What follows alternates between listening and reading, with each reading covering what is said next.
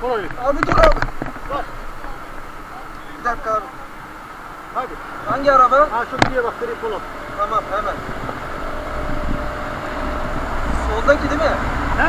Solda. Sağda. Sağda. Ha şu gidiyor.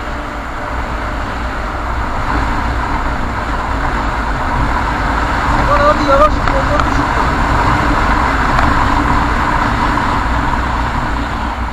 Gidiyor abi. Tamam gördüm yakaladım.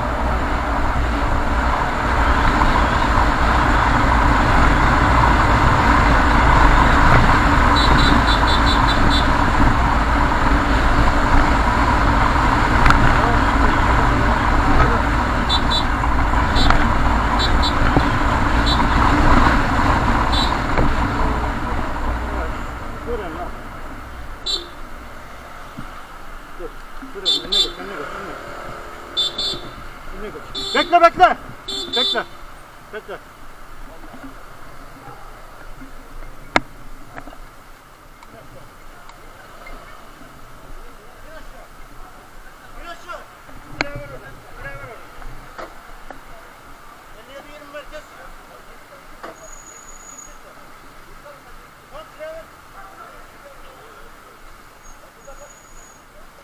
Anlaşıldı, merkez bu alanın içinde. Bana ne muhtaçsın? Ben ne bağırıyorum?